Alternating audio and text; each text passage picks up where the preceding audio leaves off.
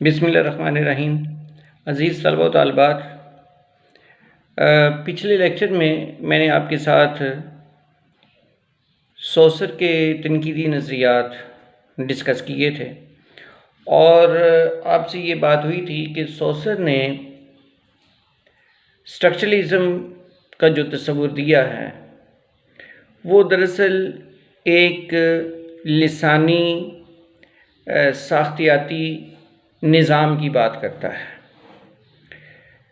एक ऐसा लिसानी साख्तियाती निज़ाम जो दोहरे तफ़ाइल का हामिल है, यानी जिसके अंदर इर्तिबात और तज़ाद के दोनों पहलू हैं। मैंने आपसे ये गुजारिश की थी कि कोई भी निज़ाम, चाहे कुछ छोटा हो या बड़ा हो, उसके अंदर इर्तिबात और तज़ाद यानी ओपोजिशन और एसोसिएशन, ये दोनों पहलू होते हैं। ज़बान का निज़ाम भी इन दो पहलुओं पर मुश्तमिल है। ज़बान के अंदर जहाँ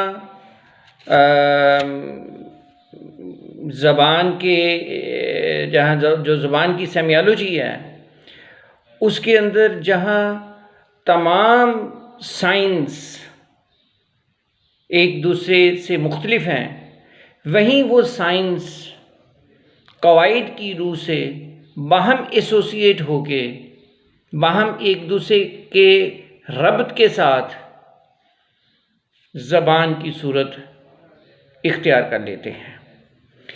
ये दुरुस्त है कि ज़बान की सेमियोलॉजी, जो दरअसल एक कंटेनर है साइंस का, एक बहुत बड़ा कंटेनर, ऐसा कंटेनर जिसकी हुदूद का खुद साहिब ज़ुबान को भी इदराक नहीं होता, उसके अंदर कितने साइंस हैं उनकी तादाद मुतय्यन नहीं होती, ताहम वो सारे साइंस एक दूसरे से मुख्तलिफ होते हैं और ये मुख्तलिफ साइंस जब ज़बान के कवायद और ज़बान के उसूल व ज़वाबित से बाहम मरबूत होते हैं और एक ऐसी तरतीब और नज़्म व ज़ब्त की सूरत इख्तियार करते हैं जिससे वो बामानी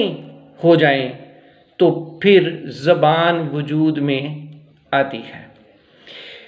गोया कि ज़बान के वजूद में आने के लिए सिर्फ ओपोजिशन ही नहीं, यानी ज़बान के अंदर मुखालिफ पहलू का होना ही ज़रूरी नहीं है, बल्कि ज़बान के अंदर इख्तिलाफ के साथ साथ इर्तिबात का होना भी बहुत ज़रूरी है। ये बुनियादी बात है जो पिछले लेक्चर्स में मैं आपके साथ डिस्कस करता रहा हूँ। दूसरी बात मैंने आपसे ये गुजारिश की थी कि साइन वजूद में कैसे आता है, और मैंने आपसे इस सिलसिले में दो बुनियादी लफ्ज़ मैंने इस्तेमाल किए थे, एक सिग्निफायर और सिग्निफाइड। और मैंने आपसे ये गुजारिश की थी कि जब सिग्निफायर सिग्निफाइड से जा मिलता है तो साइन वजूद में आता है। सिग्निफायर क्या है? सिग्निफायर वो सौत है जो कोई एक शख्स अपने मुंह से बरामद करता है, क्योंकि ज़बान बुनियादी तौर पे सौती है।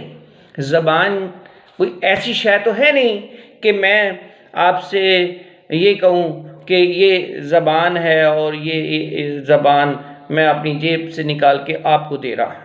ज़बान ऐसी सूरत में नहीं है। ज़बान कोई मादी शय नहीं है। ज़बान तो तजरीदी है और अस्वात की सूरत में है। जब कोई शख्स अपनी मुंह से कोई आवाज़ बरामद करता है और वो आवाज़ सुनने वाले के लिए बामानी होती है, वो उससे कोई मानी अखज़ करता है, किसी ख़ास जानब उसकी तवज्जो मरकूज़ होती है, तो वो जिस जानब उसकी तवज्जो मरकूज़ होती है वो सिग्निफाइड है, और मुंह से निकलने वाली आवाज़ सिग्निफायर है, और वो सिग्निफायर है ही इसलिए कि सिग्निफाइड की तरफ तवज्जो मरकूज़ हो सके। अगर ऐसा हो जाए कि सिग्निफायर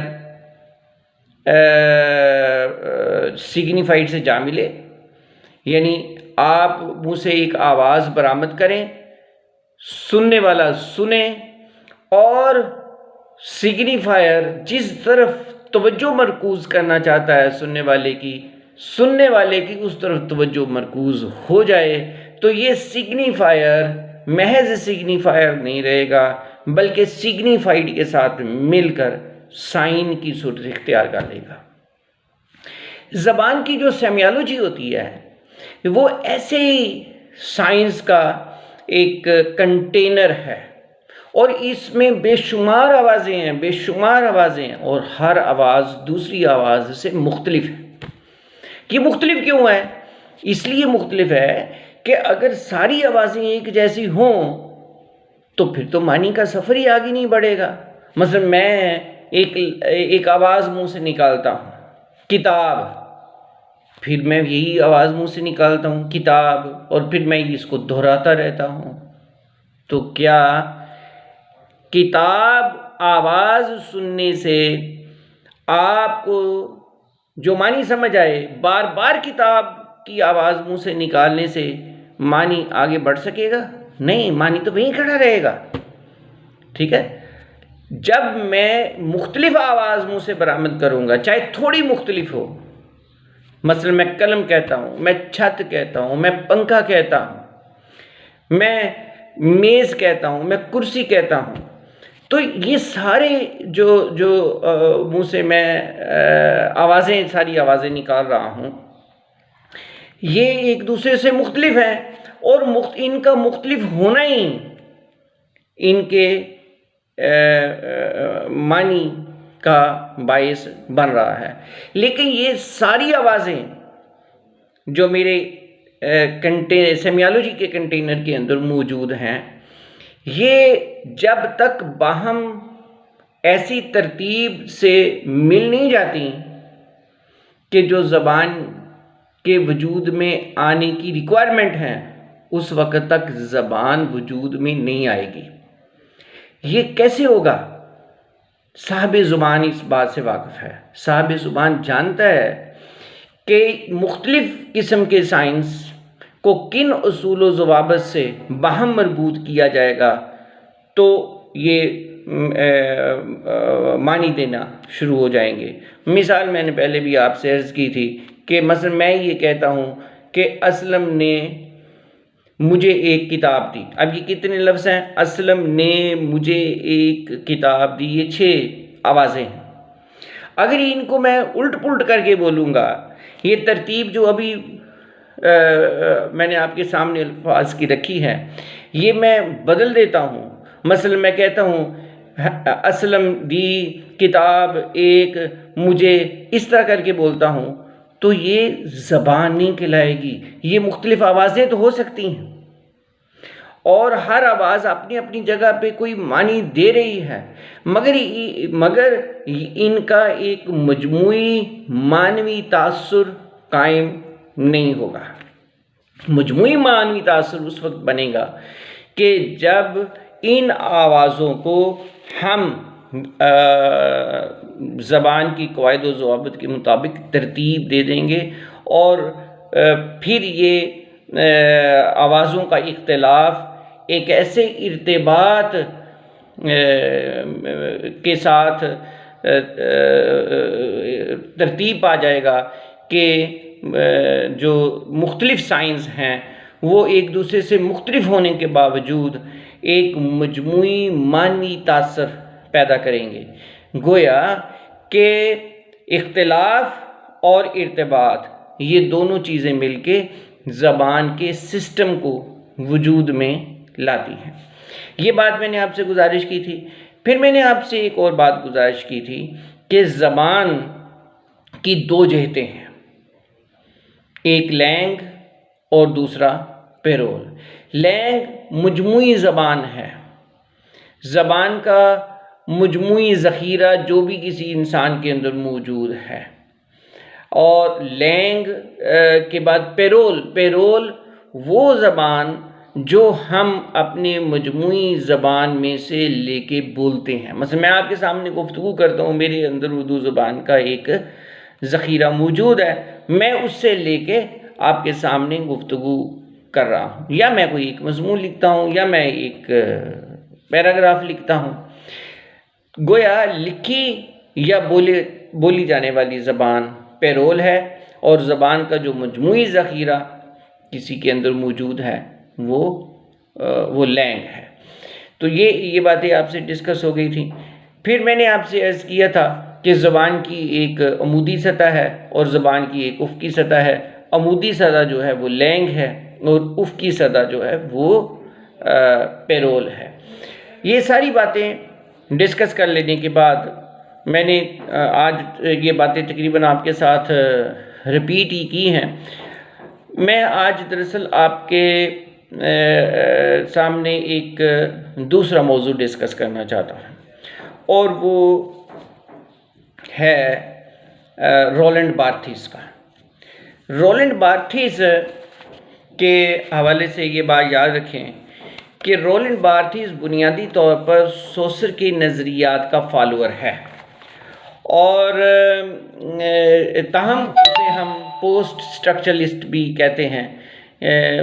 वो पहला शख्स है जो पस साख्तियात का बड़ा नुमाइंदा है। रोलैंड बार्थेस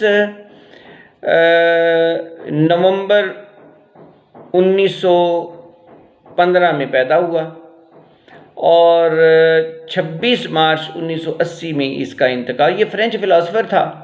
इसने बहुत सी किताबें तहरीर की। इनमें से चंद किताबों के नाम मैं आपके सामने ज़िक्र कर देता हूँ, आप बेशक इन्हें लिख लीजिए।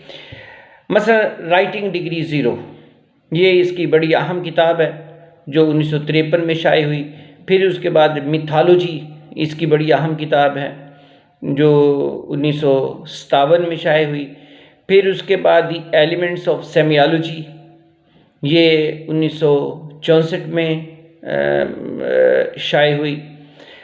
और फिर चौथी किताब इसकी है स्ट्रक्चरल एनालिसिस ऑफ नैरेटिव, ये 1966 में शाये हुई। पहली किताब राइटिंग डिग्री ज़ीरो, दूसरी मिथोलॉजी, तीसरी दी एलिमेंट्स ऑफ सेमियोलॉजी और चौथी स्ट्रक्चर एनालिसिस ऑफ नैरेटिव। इसके बाद इसकी एक बड़ी मार्कतुल आरा किताब है जिसका नाम है S/Z, ये 1970 में शाये हुई। इसके बाद एक बड़ा ही अहम इसका एक मज़मून है जो बहुत मशहूर हुआ और जो इसके बुनियादी ख़यालात की नुमाइंदगी करता है, वो है the player of the text, the player of the text, ये 1975 में शाये हुआ। इसके बाद इसकी स्वाने उमरी है जो इसने अपनी स्वाने उमरी खुद ही लिखी है, जिसका नाम है रोलैंड बार्थेस बाई रोलैंड बार्थेस। 1977 में ये किताब इसकी शाये हुई। ये बड़ी अहम किताबें हैं और यही वो किताबें हैं जो रोलैंड बार्थेस के बुनियादी अफकार और तनकीदी नज़रियात का माखज़ है। रोलैंड बार्थेस के तनकीदी नज़रियात में अहम बातों में सबसे अहम बात सिग्निफिकेशन का कॉन्सेप्ट है। रोलैंड बार्थेस हर उस चीज़ के हक में था जो कसीरुल मानवी हो, जो मरकज़ गुरेज हो। वो सेंट्रीफ्यूगल का कॉन्सेप्ट रखता था, यानी मरकज़ गुरेज। वो सेंट्रीपीटल का कायल नहीं था। वो इस बात का मुखालिफ था जिसको हम माइल ब मरकज़ कहते हैं। वो मरकज़ गुरेज यानी सेंट्रल फ्यूगल कॉन्सेप्ट रखता था और माइल ब मरकज़ या सेंट्रीपीटल का कायल नहीं था। क्या मरकज़ गुरेज और क्या मरकज़ माइल ब मरकज़, यानी मानी मरकज़ गुरेज होना चाहिए, मानी को महदूद नहीं होना चाहिए, मानी के अंदर एक फैलाव होना चाहिए, मरकज़ गुरेज होना चाहिए। मानी के अंदर फैलाव तब होगा जब वो फैलेगा, मरकज़ गुरेज होगा। इसको वो सेंट्रीफ्यूगल कहता है। और इर्तकाज़ मानी की तहदीद जो है का जो तस्वुर है वो सेंट्रीपीटल का तस्वुर है, यानी माइल ब मरकज़, मानी की तहदीद माइल ब मरकज़ कॉन्सेप्ट से इसकी नुमाइंदगी होती है। तो इसके मुखालिफ था। सिग्निफिकेशन का कॉन्सेप्ट जो है वो मरकज़ गुरेज तस्वुर हमें सिखाता है।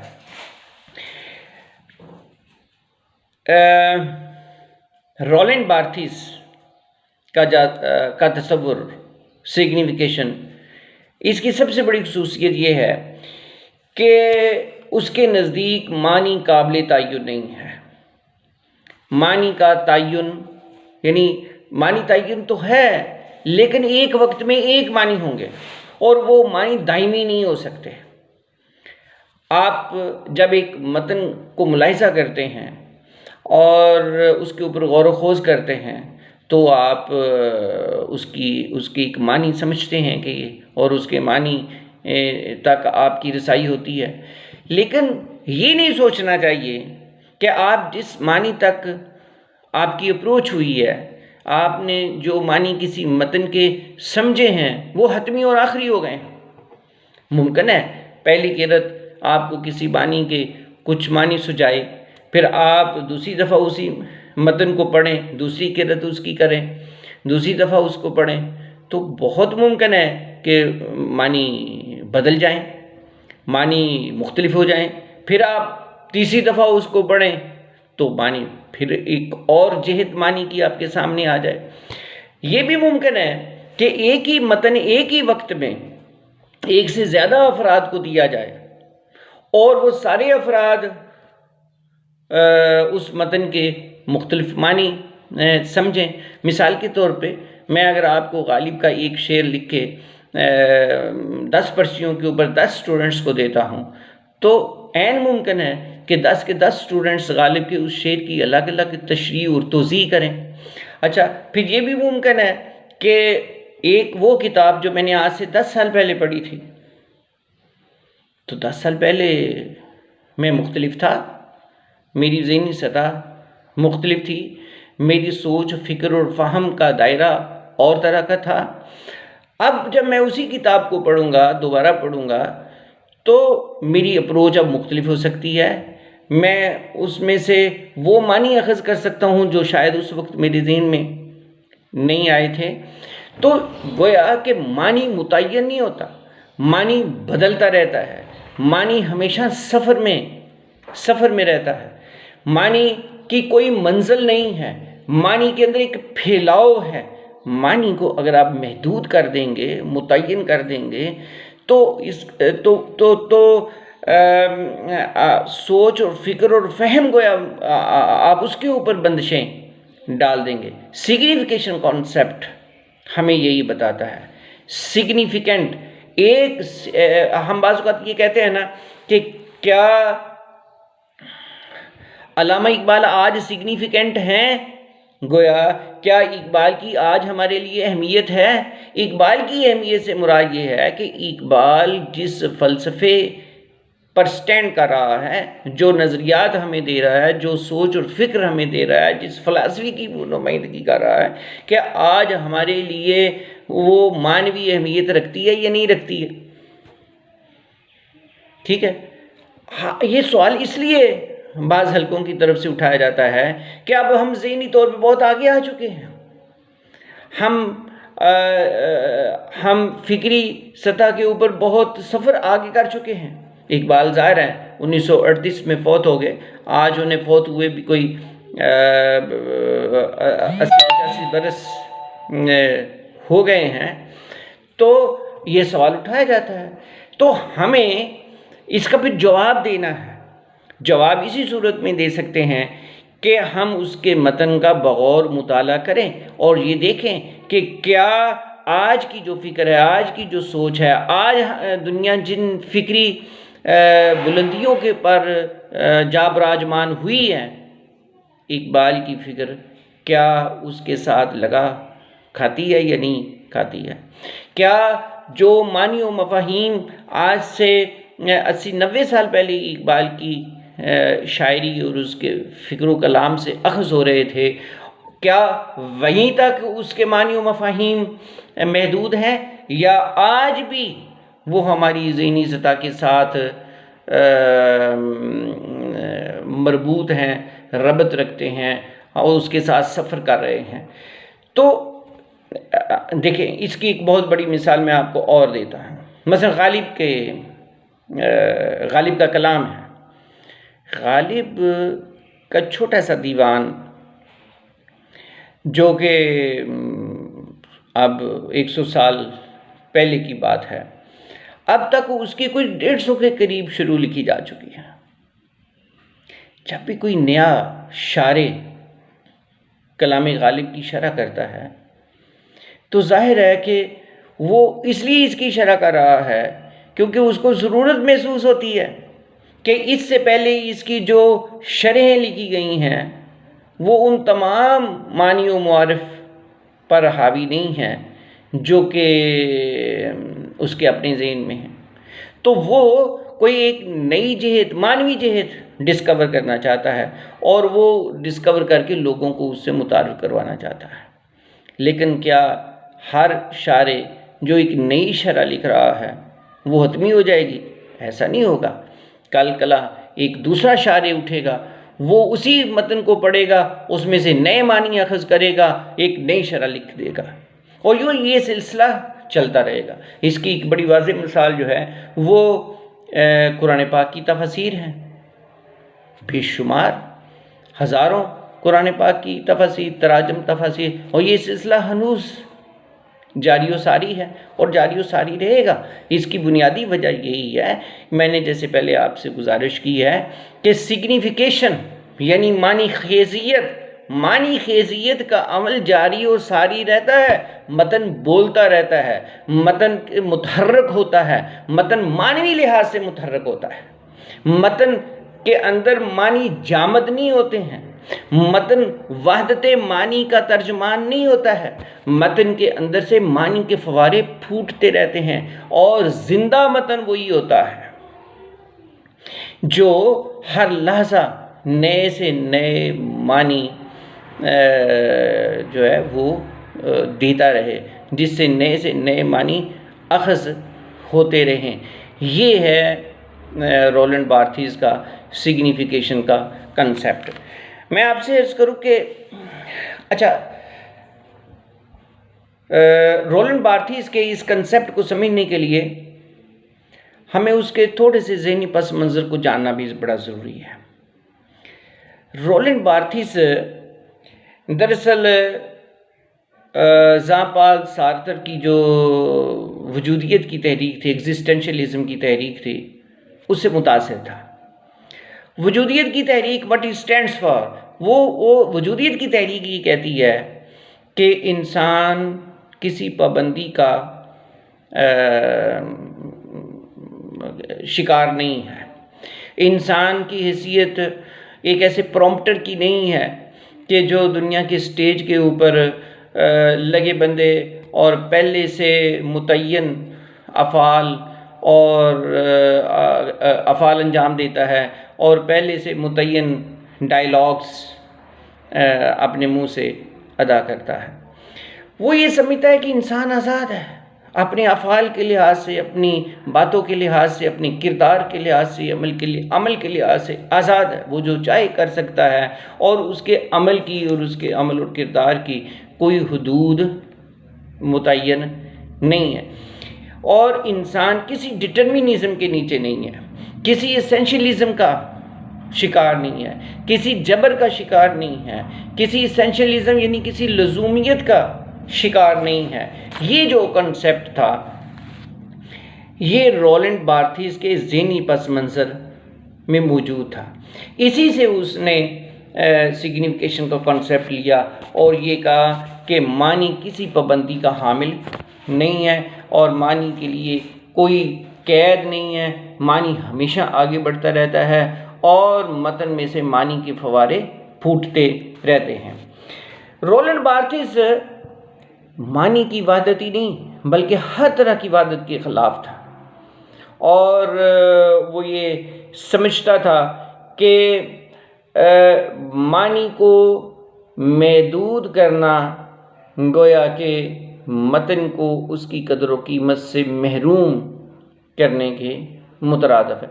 अच्छा, डोक्सा का कॉन्सेप्ट ये है, डोक्सा कहते हैं मुसलमा हकीकतें, कि यानी ऐसी मुसलमा हकीकतें जिससे कोई इनकार ना कर सके और जो हर जगह एक ही मानी मफहूम की। इसीलिए रोलैंड बार्थेस डोक्सा के ख़िलाफ़ था। डोक्सा एक ऐसा तस्लीम शुदा तस्वुर है जिसे अक्सरियत मानती है और उसके एक ही मानी मफहूम लेती। तो रोलैंड बार्थेस डोक्सा के इस तस्वुर के ख़िलाफ़ है। आपको जो बुनियादी बात जो मैंने आपसे आज डिस्कस की है वो यही है कि रोलैंड बार्थेस का सिग्निफिकेशन का कॉन्सेप्ट मतन की मानवी फैलाव की तर्जमानी करता है। उसके नज़दीक मतन के मानी मुतय्यन नहीं होते हैं, मतन के मानी हमेशा हरदम आगे बढ़ते रहते हैं और सफ़र में रहते हैं। इंशाअल्लाह अगले लेक्चर में मैं इसे अगला मौजू यानी रोलैंड बार्थेस का जो तसलीसी फ़िक्री निज़ाम है उसके ऊपर आपसे गुफ्तगू करूँगा। आपका बहुत शुक्रिया।